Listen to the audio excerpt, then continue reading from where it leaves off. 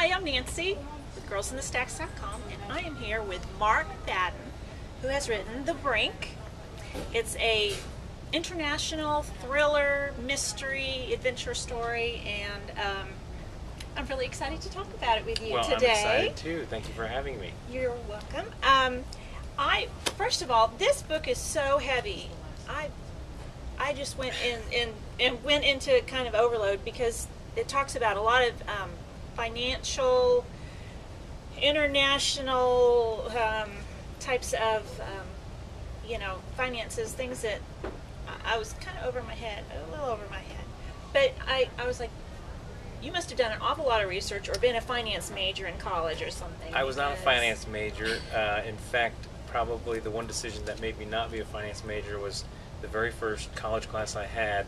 I walked into the room and I looked up on the board and it said the name of the prof there, and I was kind of like, I know that name from somewhere. And I looked at my book.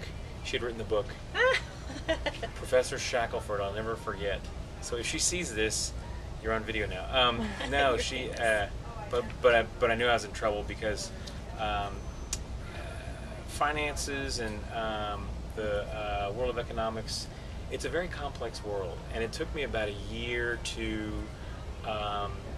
do all the research for this book, before I even started chapter 1, because I knew I wanted to do something about it, because I started this in 2006, and even back then I knew that we're in trouble. I mean, as a country, we're just, back then we had something like a $11 trillion debt. Yeah. And so I wanted to write something. I was like, the Da Vinci Code was fantastic because what it did is it took that supercharged thriller formula and he taught us something about symbols. And so I thought, it would be cool to do the same thing with finance. And so to try to tell people about, hey, we're in a dire situation with our with the United States and the world financial situation. So anyway, yeah, it took me about a year to do that, and then trying to roll all that stuff into a thriller format took another couple years, and yeah, so it was a long project. I was going to say, you have a lot of story in here that I was like, how is this all going to mesh together at the end? You have a lot of imagination, I have to say. This was so good. Well, thank you. Okay.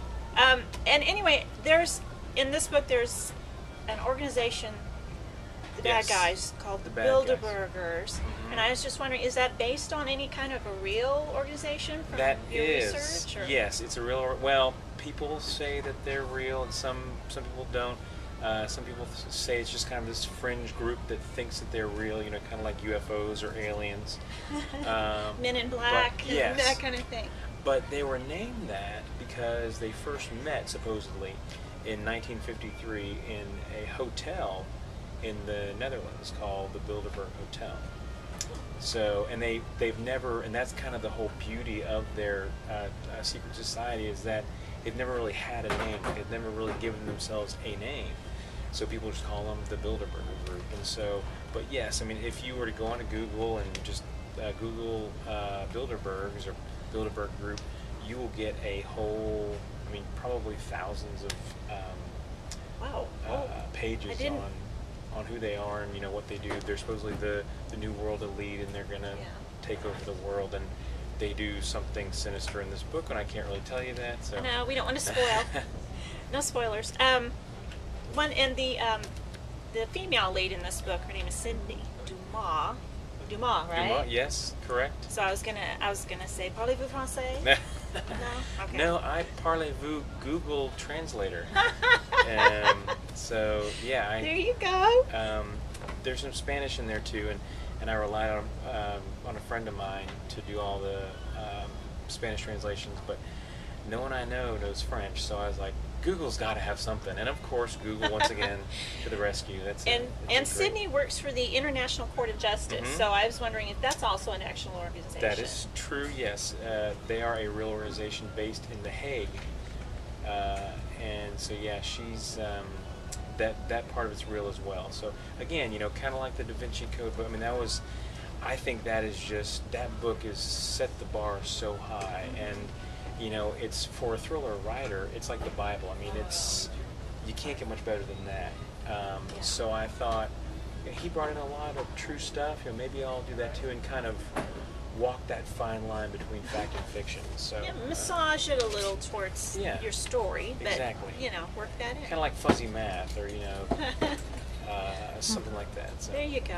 All right. Well, Danny Kavanaugh's the hero of this book, and apparently this is the second book including Danny. Correct. Right? Yes. So so I just wanted to get like a little scoop on Danny, like what maybe might be coming down the pike. You have another book in mind, thinking.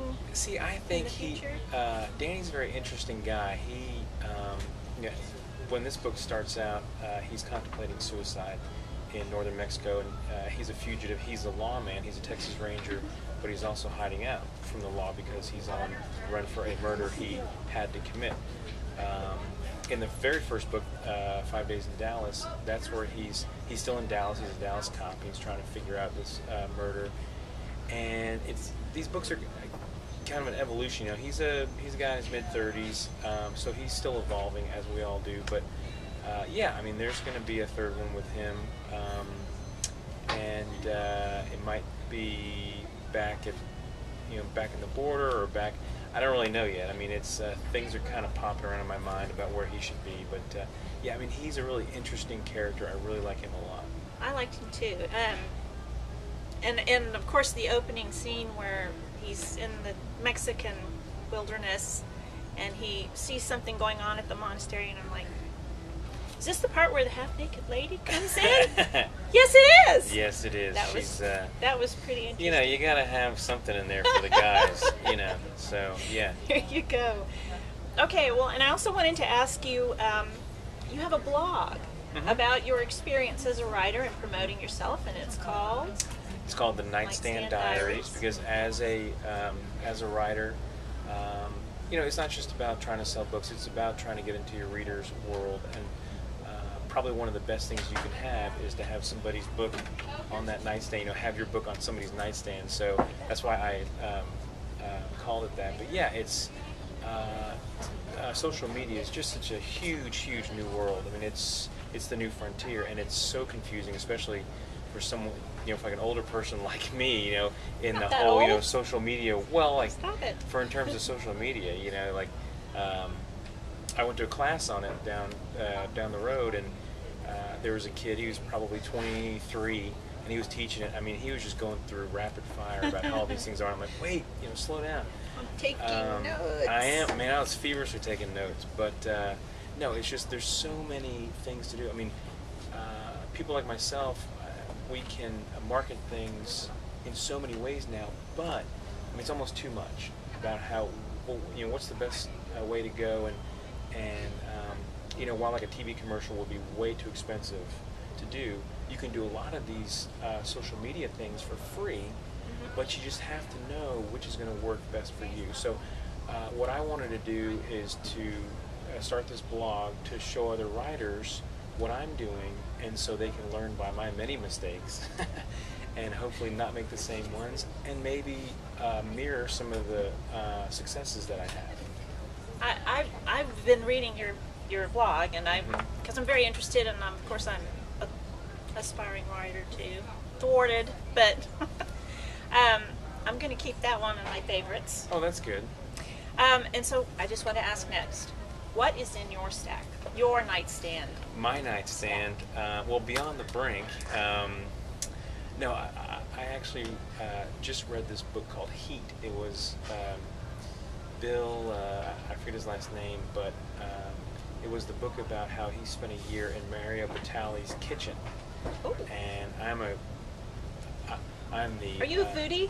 I am a foodie. I'm the house cook. Oh, you are? Yes, if I did not Your cook, wife would love that. we would starve. Yes.